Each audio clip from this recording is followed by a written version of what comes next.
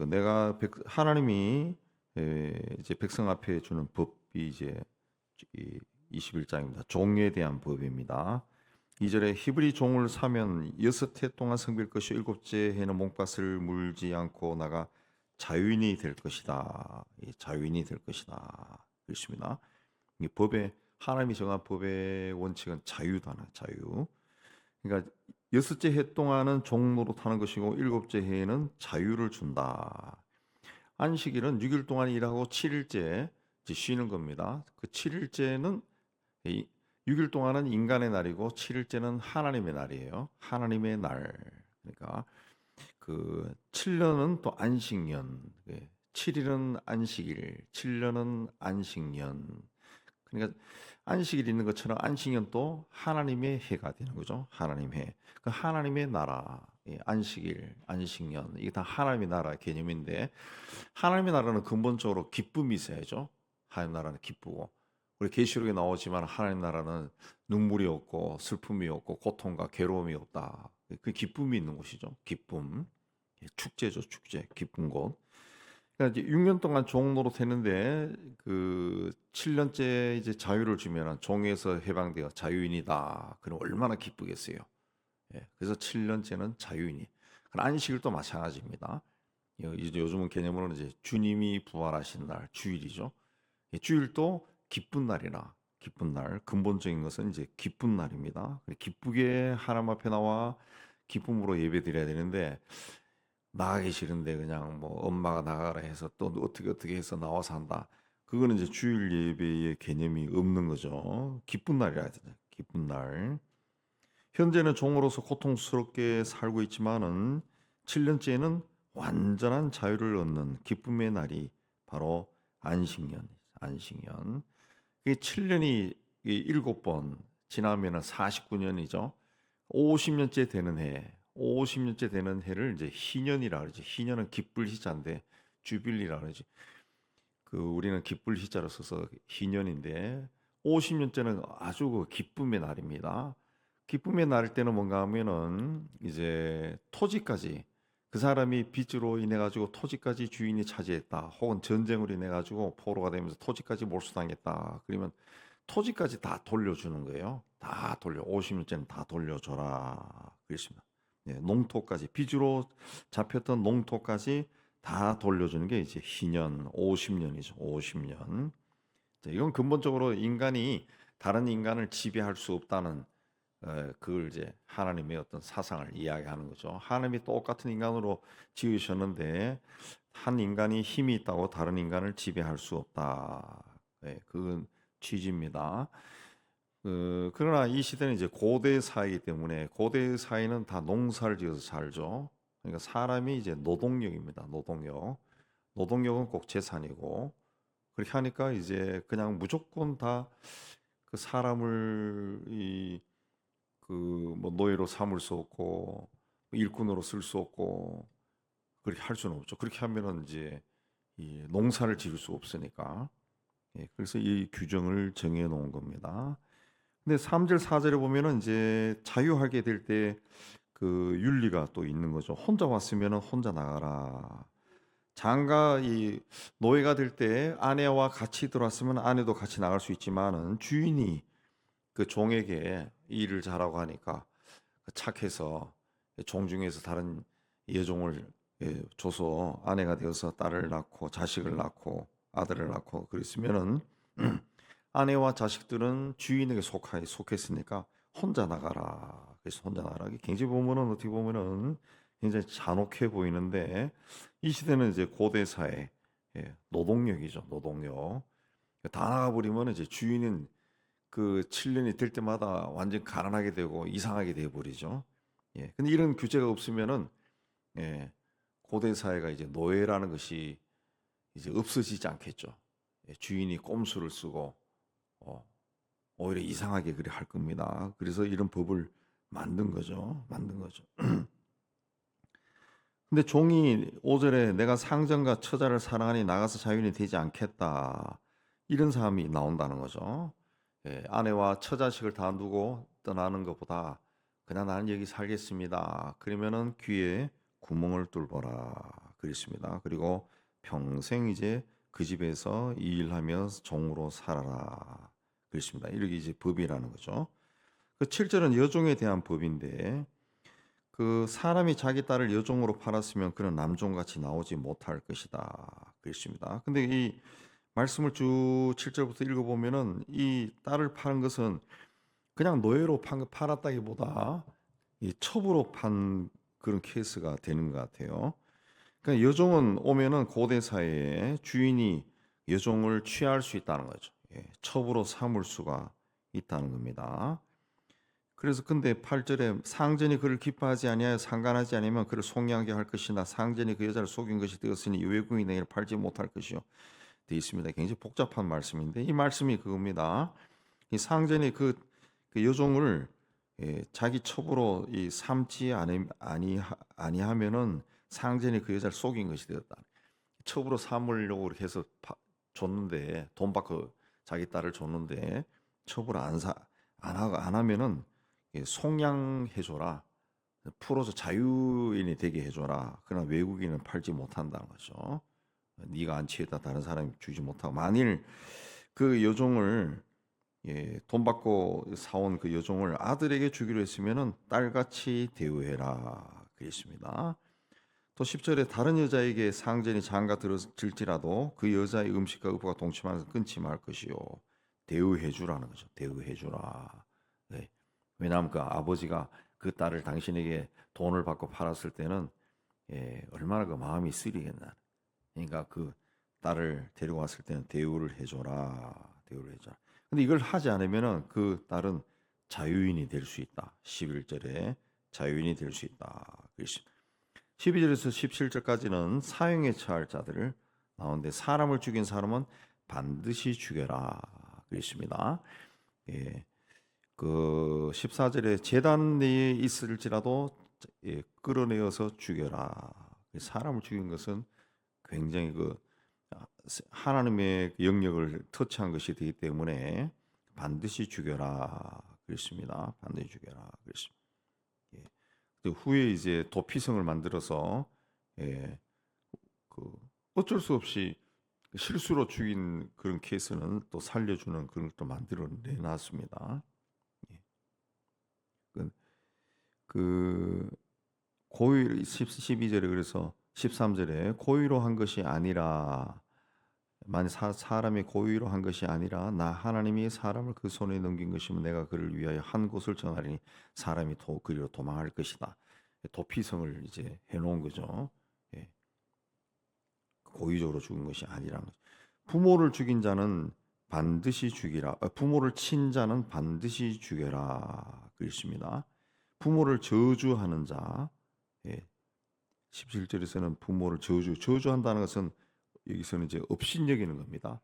아버지가 나한테 해준 게 뭐 있어? 뭐 이런 사람들, 업신여기는 사람들, 이런 사람도 죽여라. 그래서 왜 그렇게 하면은 이 부모라고 하는 존재는 내가 세상에 태어나기 위해 하나님이 도구로 사용한 겁니다. 나라고 하는 존재는 부모가 없으면 존재할 수 없어요. 그러니까 부모에 대해서 뭐 이렇게 저렇게 하는 자는 이거는 인간으로서 가치가 없다는 거예요. 그래서 다 죽여버려라 그랬습니다.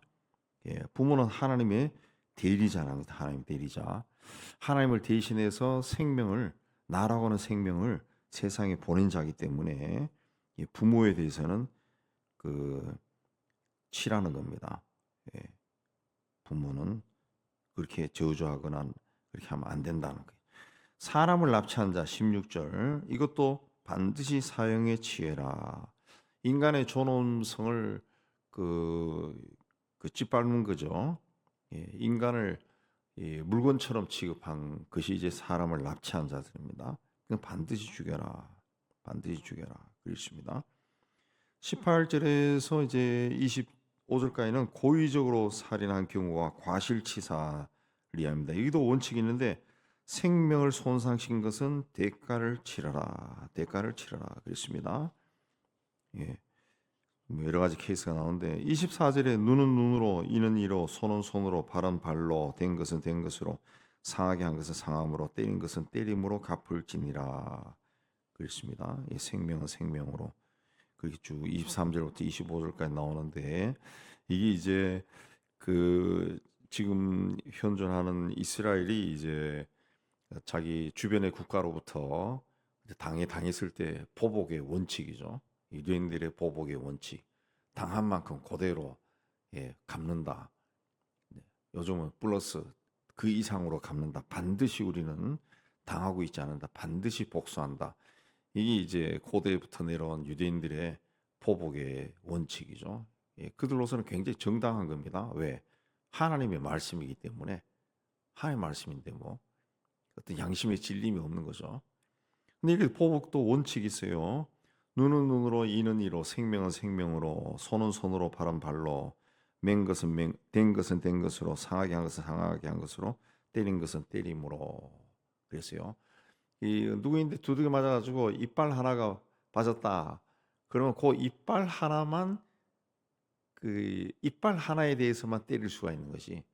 내가 이제 보복하느라고 때리는데 이빨 두 개가 빠졌다. 그럼 이건 난리가 나는 거죠. 예. 이건 뭘 하는가 하면은 예. 포복을 이제 할 때 그 함부로 포복하지 말라는 그 이야기죠. 함부로 포복하지. 그러니까 그 요즘 이스라엘이 가지고 있는 것처럼 당한 만큼 그 당하게 해준다 이런 것이 아니라 포복하지 말라는 그 이야기죠. 예. 내가 누구인데 둘이 맞아서 오른쪽 눈이 퉁퉁 부었어요. 나도 똑같이 오른 때려가지고 그 사람이 오른쪽 눈을 퉁퉁 붓게 할 수 있느냐? 그 불가능하죠. 때리다 보면 오른쪽 눈이 빠질 수도 있어요. 실명할 수도 있어요. 예. 또 덜 때려가지고 그냥 붓지도 않을 수도 있어요. 그러니까 이 불가능한 거죠. 불가능한 거죠. 그러니까 그 하나님의 말씀은 그 보복을 남용하지 말라는 거죠. 예. 남용하지 말라. 남용하지. 이게 이제 신약으로 내려오면은 예수께서 원수를 사랑하라. 예. 한쪽 뺨 맞으면 다른 쪽 뺨 갖다 대라. 그걸 발전해야죠. 이제 예수님이 다시 해석한 거지. 예수. 예. 다시 해석한 거. 그 우리는 그 기독교인들은 이제 예수님이 다시 해석한 것에 따라 가지고 보복하지 않죠. 그냥 구약을 믿는 이스라엘은 보복하는 거죠. 보복하는. 그러니까 보복하지 말라는 그 이야기죠. 26절, 27절도 바로 그걸 이제 그 위에 있는 말씀이 이제 그 26, 27절에 좀 설명한 것이 되는 건데 한 눈을 쳐서 상하게 하면 그 눈에 대한 보상을 그를 놓아줄 것이며 이 이를 쳐서 빠뜨리면 그 이에 대한 보상으로 그 놓아줄지니라 그랬습니다. 이 종들에 대해서는 예, 그 종의 그 눈이나 이런 걸 쳤을 때는 그 주인이 종을 때려가지고 이제 종이 눈이나 이빨이 빠졌다. 그러면 종이 또 주인을 그렇게 칠 수는 없잖아요. 고대 사회의 법으로. 그러니까 자유인이 되게 해줘라. 그 이야기죠. 보복하지 말라. 그렇습니다. 그러니까 이 그 36절까지 주인으로서 이제 마땅히 해야 할 일을 이야기하는 겁니다. 이 종의 신체에 대해서 26, 27절은 28절을 이해하는 그 소에 대해서 말합니다. 소. 예. 그 소를 단속하지 않아 가지고 소가 사람을 죽이면은 소도 죽이고 사람도 죽여라. 심지어는 그 소 그 고기를 먹지 말라 그랬습니다. 그 난폭한 소. 예. 난폭한 소의 고기는 먹지 말라. 예. 고대 사회나 뭐 지금도 마찬가지지만은 짐승도 그 더러운 짐승 고기는 먹으면 인간의 몸에 안 좋다 그러죠. 좋지 않다 그랬습니다. 심지어는 그 제가 얼마 전에도 어떤 글을 읽으니까 이 사람이 그 우유를 먹으면 별로 몸에 좋지를 않대요. 예, 우유. 우유는 소가 자기 새끼를 키우기 위해서 그 생산하는 건데 그 우유를 사람이 자꾸 먹으면은 이 사람에게 별로 좋은 게 하나도 없다고 어떤 과학자가 써놓은 글을 읽어봤는데 그 일리가 있더라고요. 쭉 읽어보니까 여러분도 아마 읽어봤을 겁니다. 우유가 사람에게 별로 좋지 않다. 왜냐하면 그 소가 이 짐승들은 새끼를 낳으면은 새끼가 태어나자마자 걸어다녀요. 걸어다녀요. 그래서 우유의 성분에는 그 소의 성장을 촉진시키는 것이 있다는 거죠. 촉진시. 그래서 우유를 먹으면 사람이 키가 크더라고요. 덩치가 커지고. 예. 우리 교회도 키가 아주 큰 청년인데 어떻게 너 키가 그렇게 크잖아요. 고등학교 1학년 때인가 하루에 막 이만한 우유를 하루에 2통씩 먹었다더라고. 예. 그때부터 키가 막 쫙쫙쫙쫙 자라더라고. 그렇게 이야기하던데 그 성장케 하는 그게 있다는 거죠. 그 우유가 많이 먹었을 때 별로 좋지 않고 부작용이 나타난다. 부작용이 나타나고 그리고 사람에게는 우유를 소화시킬 그 능력이 그 효소가 안 나온대요 몸에서. 그래서 우유를 먹으면은 더부룩한 것이 그거라는 거죠.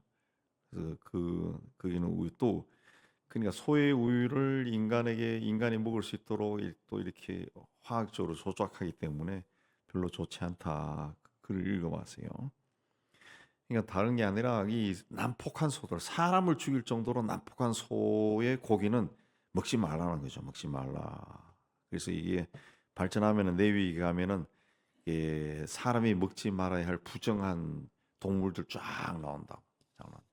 그 성경 건강법이라는 그런 어떤 책에도 읽어보면은 실제로 그 사람에게 좋지 않다고 성경에 나온 것은 하나도 좋지 않대요.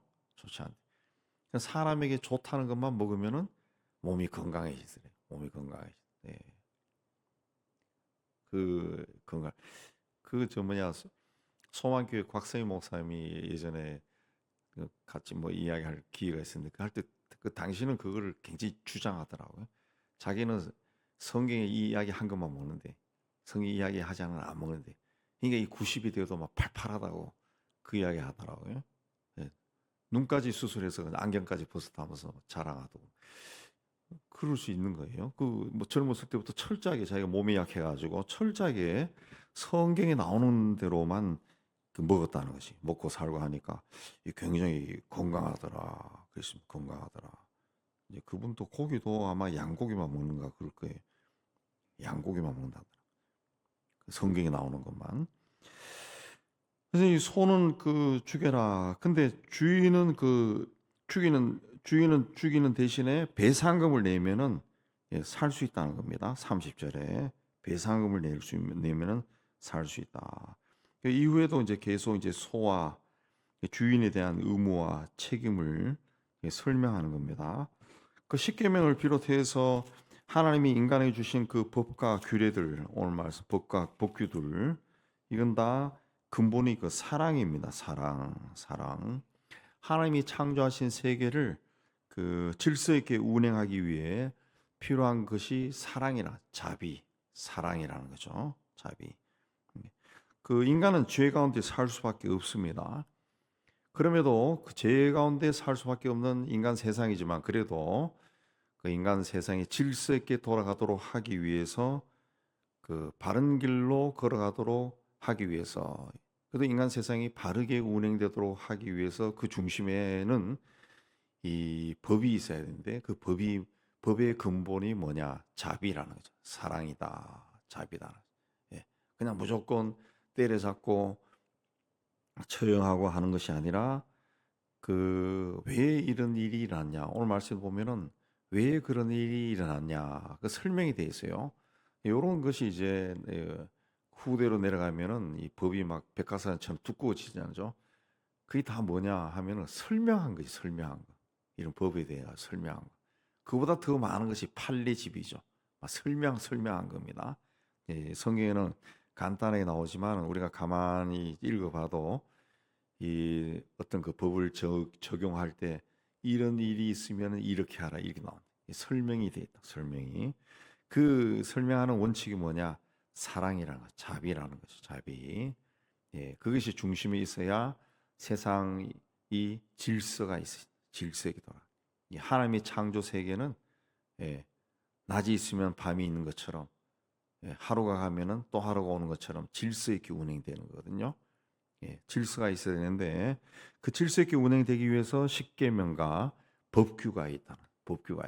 그 근본에는 사랑이라. 하나님의 사랑이다. 그랬습니다.